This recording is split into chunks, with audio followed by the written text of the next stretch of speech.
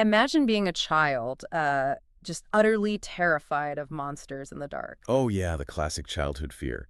Every creak of the floorboards is a nightmare. Exactly. Like every shadow stretching across your bedroom wall is a threat. Your mind is just completely paralyzed by what you can't actually see. Right, your imagination is running wild. Yeah. But then imagine an adult walking into the room and simply flipping on the light switch. And just like that, the shadows dissolve. The monsters vanish. You see the room exactly as it is, just furniture and It's toys. the normal room. Right. And that profound, sweeping relief, that is exactly what an ancient Roman poet tried to offer humanity regarding our greatest, most paralyzing terror. I mean, the fear of death. It really is the ultimate turning on the lights moment in the history of human thought. I mean, Lucretius didn't just want to comfort people.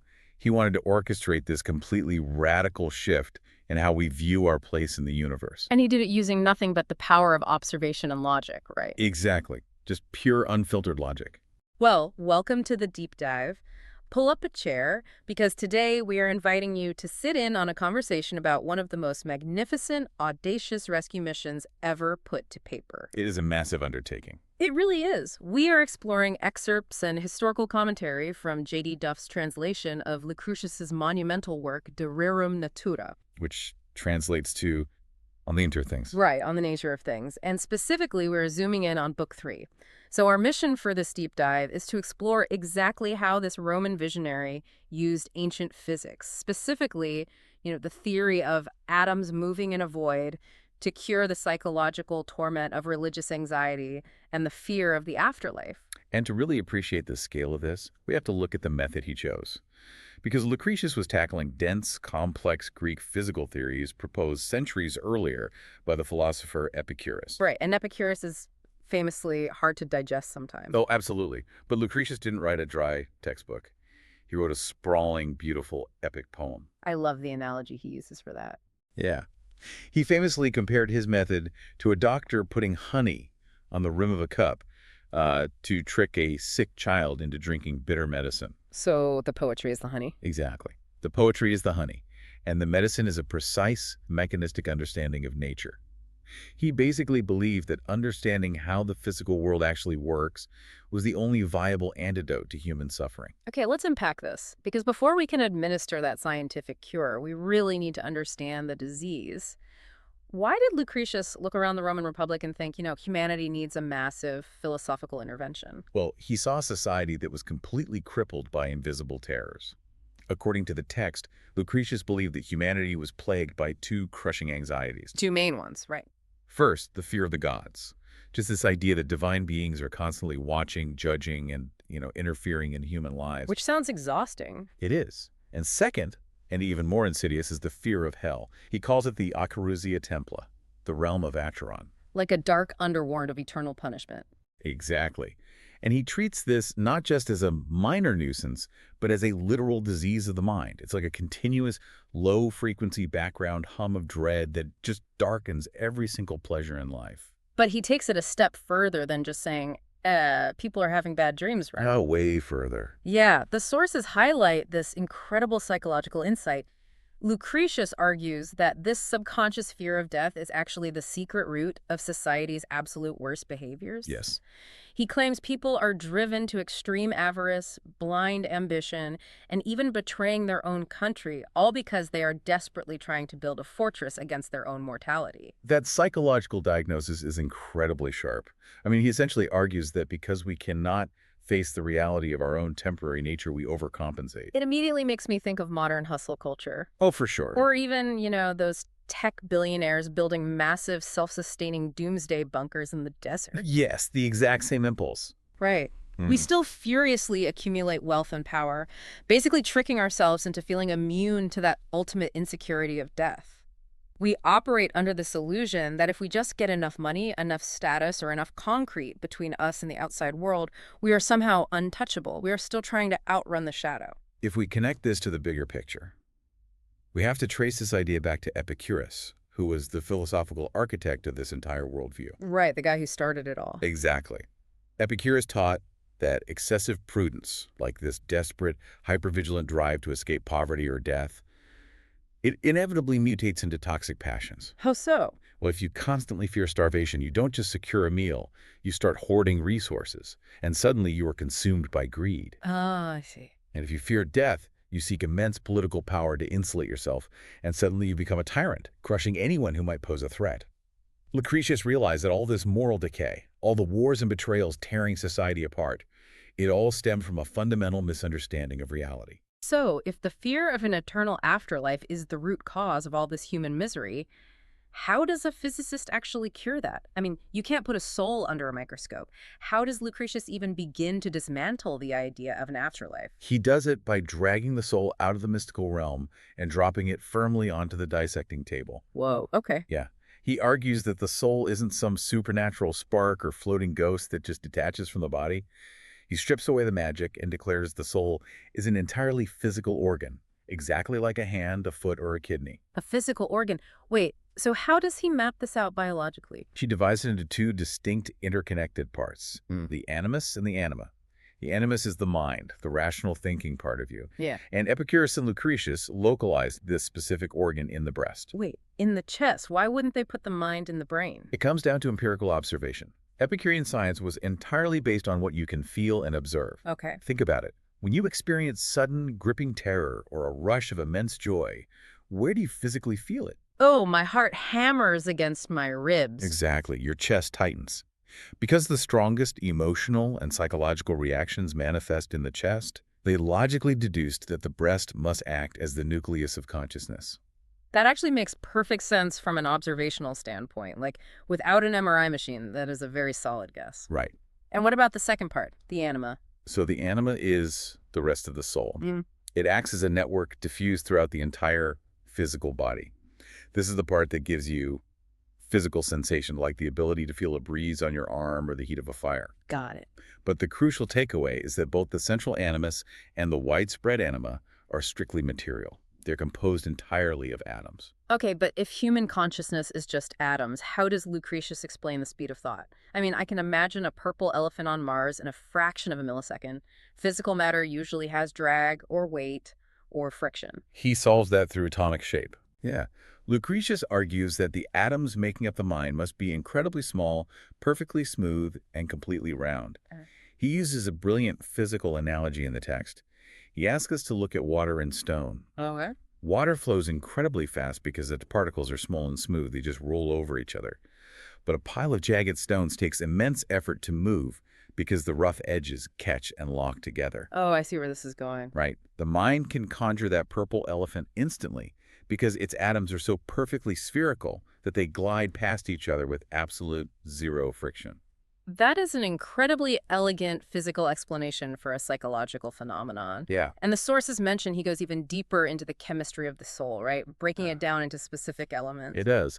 He argues that to create something as complex as human sensation, you need a mixture of different atomic structures. Like a recipe. Exactly. The soul is composed of atoms of wind, atoms of heat, atoms of air, and a highly mysterious fourth component that Lucretius literally calls the nameless fourth substance, the Rerum Natura. The nameless fourth substance. I mean, that sounds like a MacGuffin from a sci-fi movie.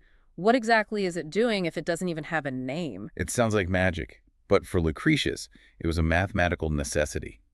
He realized that the atoms of wind, heat, and air were still far too bulky and sluggish to explain the instant spark of physical sensation. So they weren't fast enough. Right. So the Rerum Natura is made of the absolute smallest, most mobile atoms in existence. It basically acts as the spark plug for the nervous system. How does that work in practice?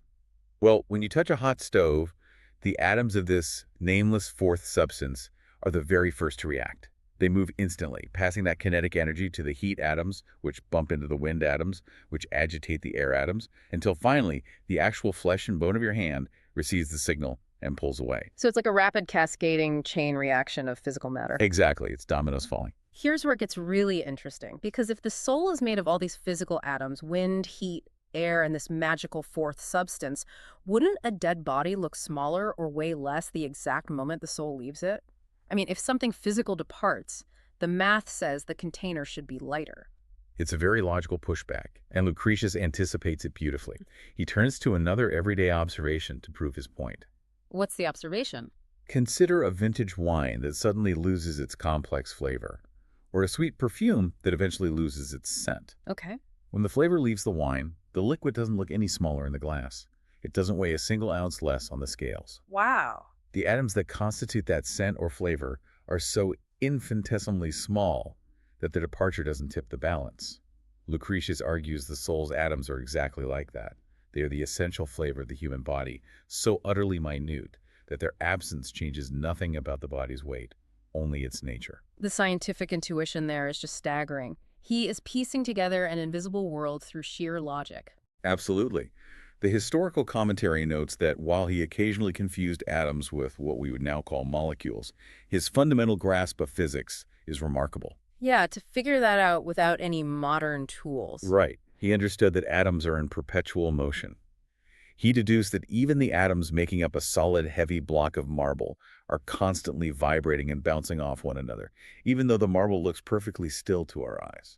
And he simply applied that exact same rigorous mechanistic logic to human consciousness. Exactly. Okay, so if we establish that the soul is just a highly specialized physical organ made of tiny, fast-moving atoms, what does that mean for the afterlife? It seems like Lucretius is setting up a trap here. That's exactly what he's doing. If the soul is a physical object made of moving parts, the inescapable conclusion is that it can break down. It's just fall apart. Right. It can be dismantled, destroyed, and scattered, just like a jar shattering on the floor. And Lucretius spends a massive portion of Book 3 hammering this point home. The text outlines 16 distinct logical arguments proving the soul cannot survive the death of the body. Right. 16. Yeah. He really wanted to leave no room for doubt. Let's dig into a few of the most compelling ones. How does he prove this physical decay?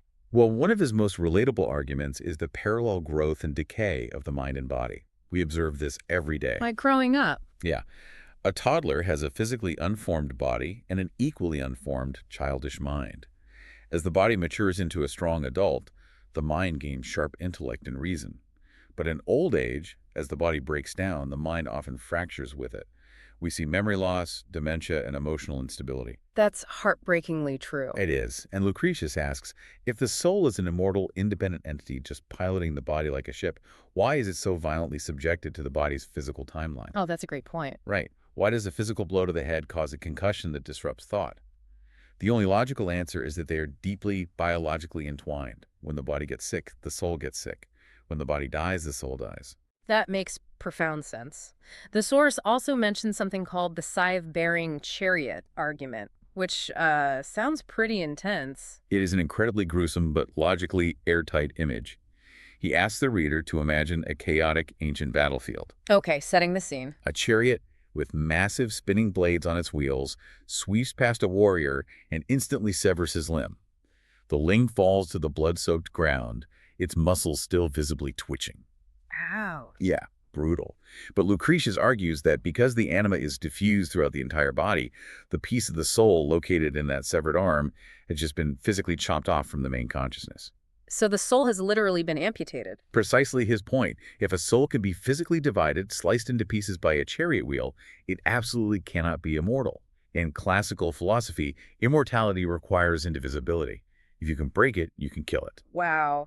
He attacks the concept of surviving death so thoroughly. But the text mentions he also attacks the idea of life before birth. Why does he care if the soul existed before we were born? Because many competing philosophies at the time, like Platonism or Pythagoreanism, taught reincarnation. They believed the soul was eternal, existing long before it entered your current body. Oh, right. So Lucretius, dismantling this, relies on the concept of memory. He asks, if your immortal soul lived countless lives and participated in epic historical events before your birth, why don't you remember a single second of it? Because the hard drive was wiped clean. In his terms, the chain of consciousness, what he calls the repetitio nostri, has been completely snapped.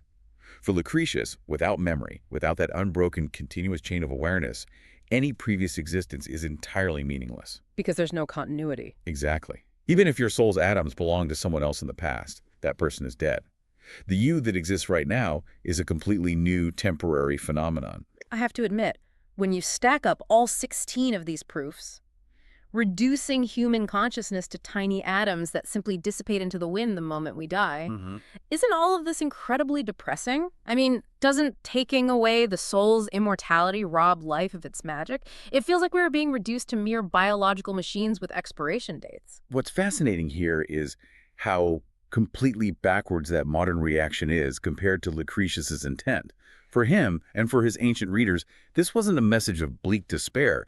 It was the ultimate joyous liberation. Liberation? How is annihilation liberating? I'm missing something here. Think back to the disease we diagnosed at the very beginning of this deep dive. The paralyzing terror of hell, of demons, of eternal unrelenting punishment. Oh, the Arcarusiat Templa. Exactly. Lucretius is handing humanity a get-out-of-jail-free card. If the soul dies with the body, it cannot be dragged down to the underworld. It cannot be tortured. It cannot feel pain. It cannot suffer. Wow. The core Epicurean mantra, the heartbeat of this entire philosophy, is this: if you have nothing to hope for beyond the grave, you also have absolutely nothing to fear. Ah, I see. You literally can't suffer if you don't exist to feel the suffering. That's the core of it. Epicurus famously phrased it as, death is nothing to us. When we exist, death is not yet present, and when death is present, then we do not exist. That's brilliant. You and death will never actually meet in the same room. Therefore, it is wildly irrational to spend your one actual breathing life agonizing over a state of non-being that you will never physically experience. That is a massive paradigm shift. But Lucretius is a master communicator. He knows that cold, hard scientific logic, no matter how rigorous, isn't always enough to soothe the human heart. We are emotional creatures. We definitely are. So according to the text, to finally banish any lingering anxiety the listener might have about dying, he completely shifts gears. He stops speaking like a clinical physicist mapping out atoms and turns into a grand, sweeping preacher. It's quite a tonal shift. It is. He summons the voice of nature herself to step onto the stage and deliver the final word. It's one of the most powerful rhetorical moments in classical literature. He literally personifies nature, giving the universe a voice. And she doesn't offer us a gentle lullaby or pat us on the head. No, she does not. She actively scolds humanity for whining about death. She looks at us and points out that the greatest kings, the most brilliant military captains, the most revered poets, and the wisest philosophers, even Epicurus himself, the genius who figured all this out, they all had to die. Right. So nature essentially asks, who do you think you are? Why should you, an ordinary person, expect special treatment from the universe? Nature does not pull her punches. It's some serious tough love. She backs it up with scientific necessity, too. This isn't just about putting humans in their place. It's about the mechanics of reality. The universe operates on a perpetual, perfectly balanced war between preserving forces and destroying forces. Like an ecosystem. Yeah. The sum total of matter in the universe is a constant. There is a fixed budget of atoms. Nothing comes from nothing. And nothing can be utterly annihilated into nothingness. So things just change form. Exactly. Therefore, nature needs your atoms to build the next generation of things. Your death isn't a cosmic punishment. It's an absolute biological requirement to keep the universe functioning. So what does this all mean? When I was reading this part of the source, it really struck me. It's like playing with a fixed set of Lego bricks. Oh, that's a good way to look at it. Right. If you want to build a shiny new spaceship today, you eventually have to take apart the castle you built yesterday. Nature is just saying, hey, I need those atoms back to build a tree or a cloud or a new person. Yes, the parts have to be recycled. It's also like nature is acting as a stern but loving parent dealing with a cranky toddler who refuses to go to bed. You've been at the banquet of life all day, you've eaten your fill, you've experienced the joys, and now your time is up. Time to go. Exactly. Make room for the other guests who are waiting, and just go to sleep. Stop crying. Be grateful for the banquet, and let go. This raises an important question, though, about how we are actually supposed to live the time we do have, because a lot of people mistakenly think Epicureanism is just about wild partying. Oh, right, the old cliche, eat, drink, and be merry, for tomorrow we die. But the text emphasizes that Lucretius fiercely rejected that lazy, self-indulgent hedonism. He had absolutely no patience for people who tried to drown their death anxiety in wine, luxury, or constant distraction. So what was his alternative? Well, his science offered an austere, noble peace. It's an invitation to live entirely free of anxiety. Because if you truly accept that the present moment is all there is, you become hyper-engaged in it. You start ruining your actual life, preparing for an afterlife that isn't coming. It's almost like a form of extreme mindfulness achieved through theoretical physics. You find immense gratitude for the simple fact that your specific atoms, entirely by chance, happen to be configured right now in a way that allows you to experience the sunlight, to feel friendship, to understand the universe. That is the ultimate goal of his philosophy, to look at the vast, indifferent mechanics of the universe and feel awe instead of terror. And that brings us full circle.